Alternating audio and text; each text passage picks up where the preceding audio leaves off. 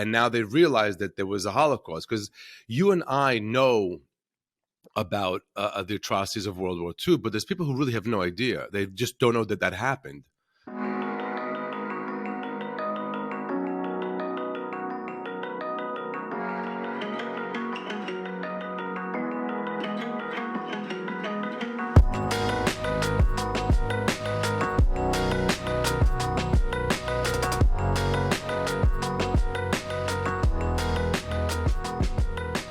My guest today is Modi Rosenfeld, a New York-based comedian, writer, and actor who has appeared in Netflix's When Jews Were Funny and HBO's Crashing. So significant are his artistic contributions that in 2018, the then New York City Mayor Bill de Blasio declared on June 26th it would be Mordechai Modi Rosenfeld Day in the city of New York. A headliner at clubs around the world, Modi has used his comedy to poke fun at Jewish culture and also to speak out against anti-Semitism. Modi, thanks so much for coming. How are you doing? Great to be here. Thank you for that hesped, for for the eulogy. I would feel bad if I didn't give you a proper introduction. So look, for many comedians, telling jokes about potentially difficult, heavy subjects can often be tricky because if your material deals with a sensitive issue and then you misstep, you could very easily lose the room and today potentially go viral for all the wrong reasons. But if you approach a tough topic and you nail it, there's no better feeling, I imagine. So what's your approach to discussing anti-Semitism in comedy? I bring it up. I talk about how it's a hidden anti-Semitism. I have jokes about how it's like it's not plain. It's not just punching a guy with a yarmulke and walking away. That's old school anti-Semitism. Now it's hidden. It's in places you really don't realize you're seeing it.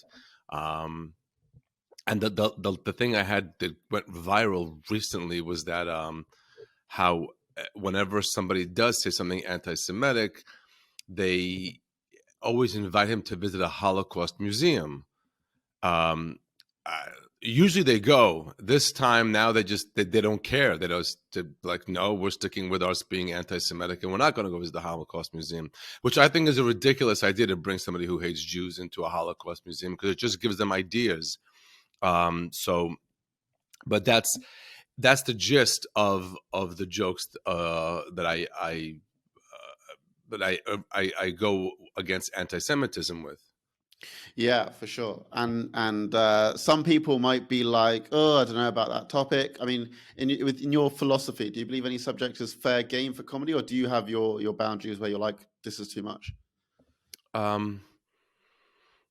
mean, everything is fair game as long as it's funny and not offensive to a point where it's hatred. When I did do the bit about the Holocaust Museum and all of that, people were saying, I don't think Holocaust Museum should be used in a joke. But it absolutely should be, because there's people who never heard of a Holocaust Museum. So for them, the fact that they'll Google what the hell is a Holocaust Museum and see what it is, and just maybe even click on something else or something else from that, and they're already in a hole on the Holocaust. And now they realize that there was a Holocaust, because you and I know about the atrocities of World War II, but there's people who really have no idea. They just don't know that that happened. To us, we can't imagine not knowing that. But there's people who just have no idea that that's what happened. Yeah.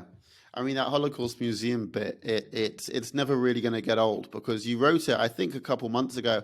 And then Kanye said what he said, and he was invited to a Holocaust Museum. And again, like, he wouldn't go, of course. I think they offered to take Marjorie Taylor Greene there. She's one of the people in the U.S. government that Jewish space lasers. She literally just yes, that's her thing. And she has a guy who is who opens for her. There's a guy, when she speaks, there's a person that speaks before her. If you heard his rhetoric, it's shocking. He literally says things like the Talmud should be peed on and things of that sort. And this is who she's aligned herself with. Yes. You perform for people all around the world. To what extent do you adjust your material for Jewish and non-Jewish audiences? It depends. It really depends on what's sitting in the audience. I do shows where the entire room is Orthodox Jewish. So I have carte blanche of material that I can use and references I can use. I do an event where it's half and half, where it's Jews and non-Jews, and I do it more of like an explanatory to them. And I translate the stuff in the middle of the joke, and then reach the when it's untranslatable, it becomes really funny too. So yeah, I mean, my philosophy is always know your audience. You have to know the limits you have, and what you can do. So yeah, Do you ever find yourself using Yiddish words or Hebrew words, and people are like, "What?" always, and I just translate them right away. Yeah. And people love it. They love it. And once you translate, they go, "Oh yeah, I actually knew that word," you know? Mm, So it's fun. It definitely helps punch up stuff. Yeah. that's awesome. Yeah. Um, are you ever like, I don't know if concerned is the right word, but concerned that non-Jews might be laughing about jokes about Jewish people for the wrong reasons? And if so, like, has this ever influenced how you craft your jokes? Yeah, I never want to be a self-deprecating Jew. That's not my humor. It's always we laugh at ourselves. But not, but we're laughing within. We're laughing with of what we're in, and we're inviting. And I'm laughing with my people about how we are, and then inviting others to laugh in with us. Like we're so proud of it, we're so happy with it. Yes, the way we make hamotzi, the way and explaining what that is, and having fun with it. Um, it's out of a place of pride, 100%. Yeah. That's what it is. Yeah, a lot of your material, it's so funny and relatable. It's a lot of it is about the differences between Ashkenazi and Sephardi Jews. Where does this inspiration come from? It's just an obvious thing. It's to me, it's just so obvious. When you go to a friend's house for Shabbat, and you go to when a Sephardic guy's house, an Ashkenazi guy's house, you go to a minyan somewhere, you're dealing with somebody, and you just all these, it's differences, but it's celebrated differences. It's nice. It's their approach to it. It's more energy, more life to it, and it's for me just so obvious. I and I just bring it out on stage and act it out, and Yeah. that's it's been very, and I keep adding on to it.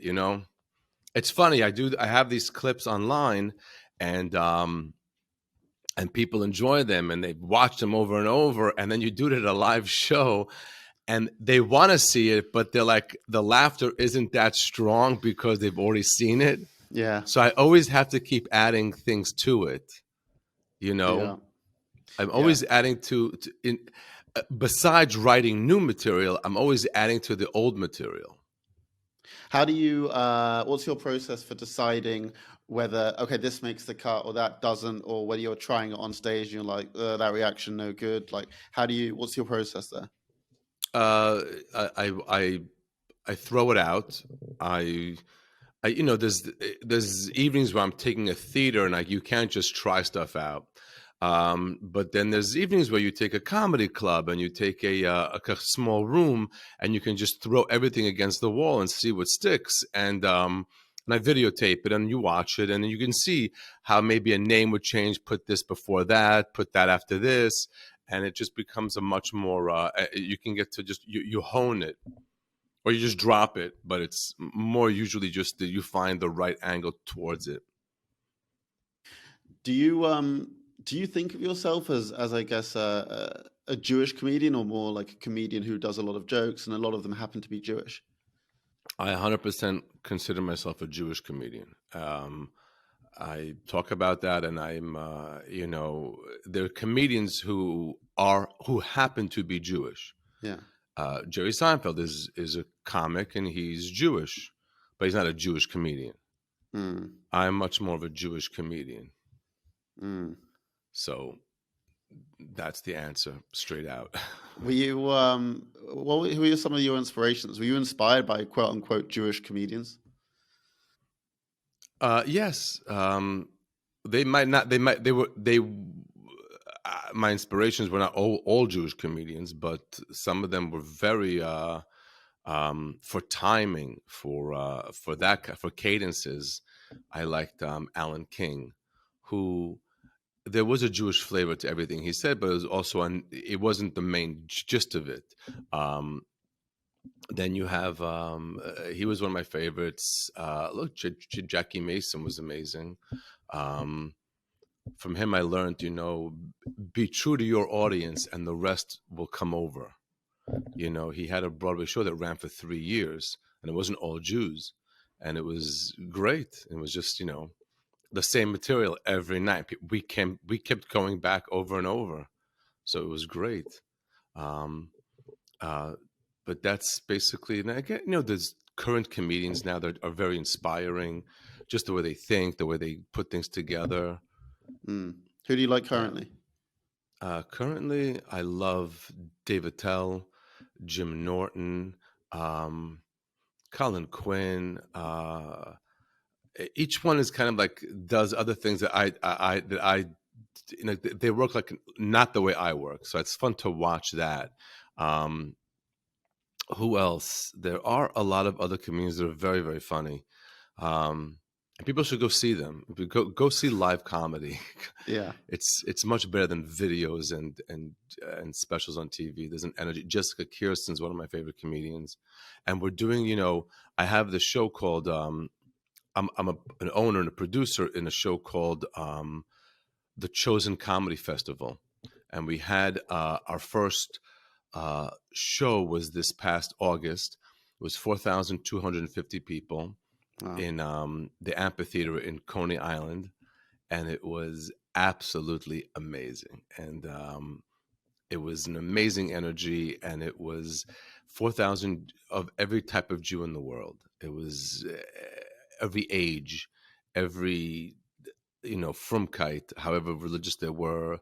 There were Chabad guys in the back putting on tefillin with people. It was so much fun. It was amazing. And we're doing it again in December 14th in Florida. So it's a lot of fun. I think it's a very positive um it's a very positive Jewish comedy event where you don't see that much, even though any comedy festival is packed full of Jewish comedians. This is we didn't want to use the word Jewish. We used the chosen comedy festival. Mm. What what Yeah. uh, what inspired this? How did you decide I want to put this thing on? We did it, me, Elon Gold, and Donnie Zolden from Stand Up New York. We knew that there was a calling for it. We just saw it. I sell out shows in New York, and they because it's me and it's Jewish, and they want something Jewish. They want you know Jews love to go to comedy clubs, but a lot of it's not Jewish humor. It's whatever they're going on with their girlfriends, or whatever is happening with millennials or Gen Zs, or whatever the. But when you have it like kind of like um, a Jewish theme to it, it makes it fun. It makes it for you. It makes it specific, personalized, kind of. Even though everybody gets the jokes, you feel like you get it on a different level, Yeah. and that's people love that. Yeah.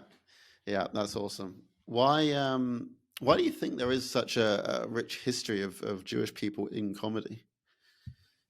I That question's been asked over and over. I don't know. I don't know. I just um, maybe they just realize it's a much easier way to make money than drilling in the streets or building a building. Yeah. You're going out, you're making jokes and having a good time, and there's a cleverness to it, you know. So Mm. What was your path into becoming a professional comedian? I began as I was in investment banking, and I used to imitate the secretaries. And my friend said you should do this on stage. So he set up a first time me doing an open mic night, open mic uh, night at a comedy club, and I did the imitations. And the owner said those are really good. They should definitely stick with it. And I began to hone the act and made it. At first, it was really over the top. It wasn't a Jewish act at all. It was just over the top imitations of like over the top people. Um, And then slowly but surely it became a Jewish voice. And that was the path. And, so it's been great. It's amazing to perform and see um, Jews all over the world, and also non-Jews, and then together when they're sitting together, that's just, I call it Moshiach energy. That's what I look for, Moshiach energy. When a good comedy show, you just have Moshiach energy in the room. Yeah. How often do you get that Mashiach energy? A lot, a lot. And it's not just at the comedy show, but it's all over the place. You just have to find it. You have to find Mashiach energy and realize that that's what it is, and enjoy it, and know that the whole world could be like that 24/7 if we're all honed together and just have a good energy with each other. Yeah, yeah. What And hydrate. Everybody has to hydrate. You have to hydrate, otherwise there's no Mashiach energy. people might be interested to know that you actually studied cantoral music at Yeshiva University, Bell's School of Music, and you have put this into practice during your time as a cantor at the East Village Community Synagogue. What drew you to being a cantor? I started it completely as a hobby, and I do the Kol Nidre services once in a while there. I do Shabbat services there, but it's completely a hobby. Once in a while, I perform at a wedding. I don't. It's not my. It's not how I make a living. It is completely a hobby. I studied it. I love cantor music. I listen to it all the time. I love Jewish music. It puts me in a great place. But when I work out, I listen to it. When I drive, there's such great Jewish music out there now, and I love it. I also love rave music, but yeah.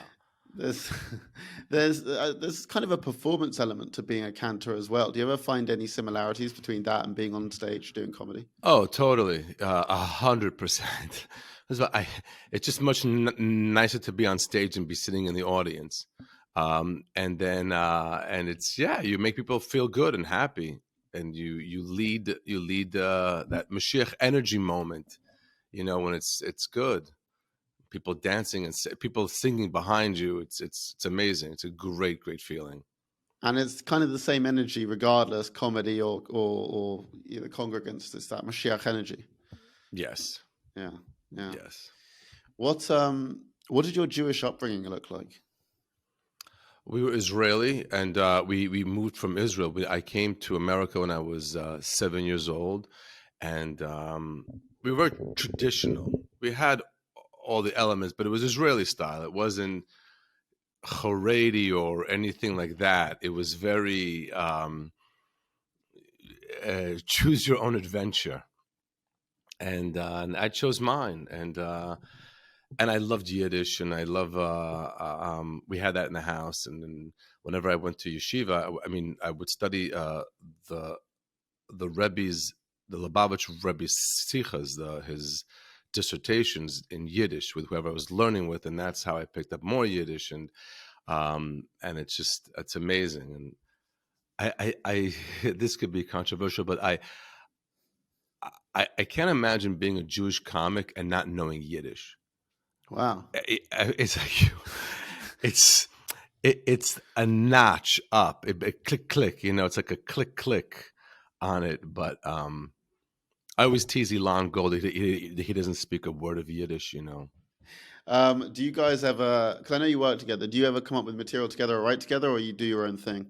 Yeah, well, when we do the festival, we come on together first, and we do some bits together, like one off of each other, and it's fun. The audience loves it, and then we come back on and we do our own stuff, and in between bring other comedians, and it's an amazing festival. It's a great energy. Is what it is.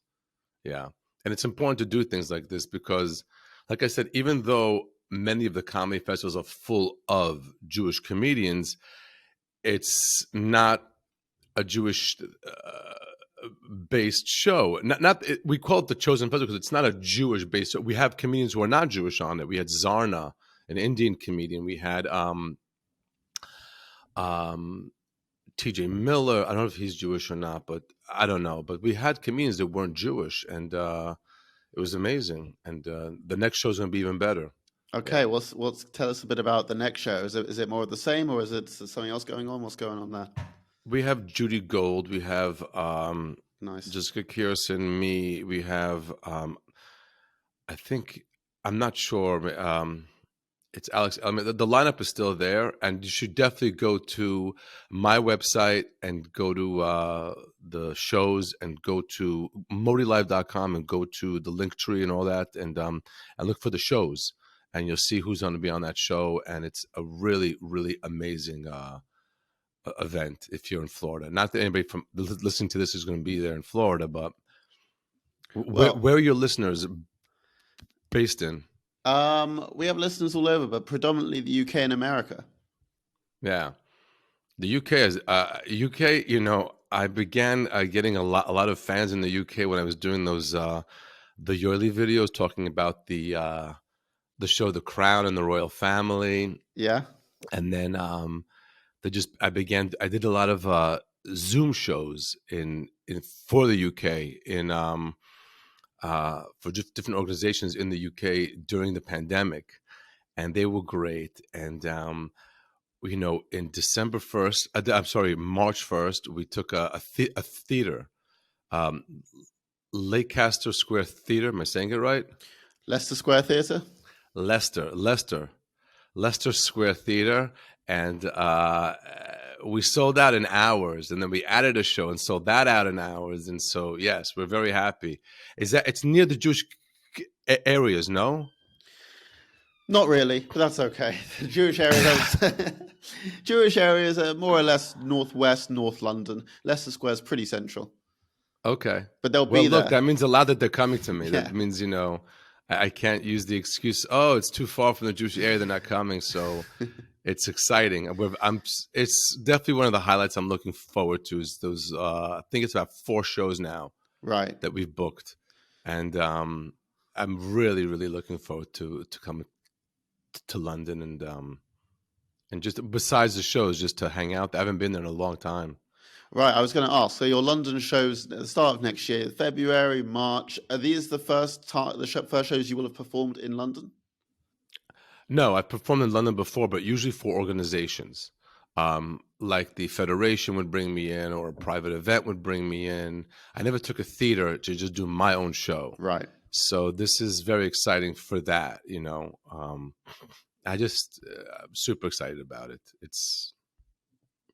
You can't tell because it's Sunday morning here and I'm just waking up after a show from last night.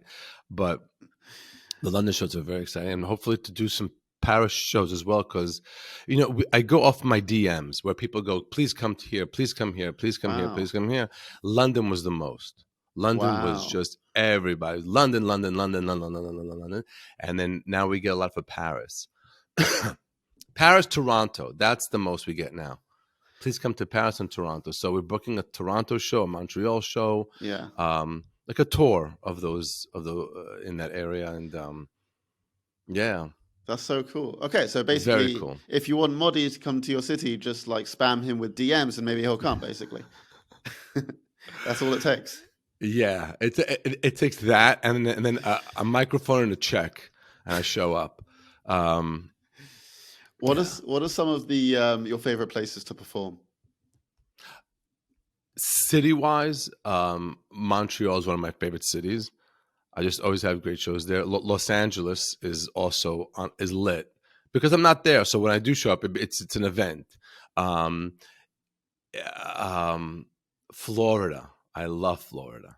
I love Florida, Yeah. and it's like a million different audiences.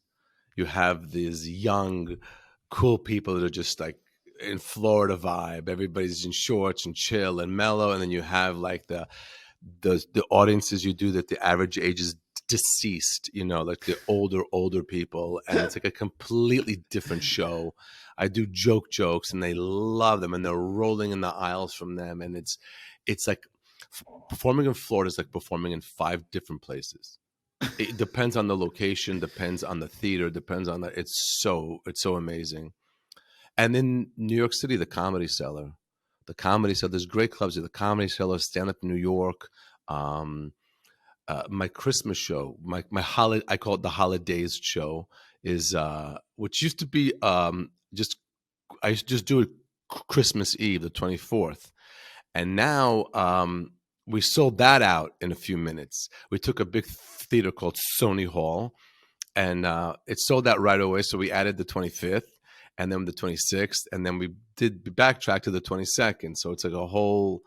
It's the holiday show for it's great.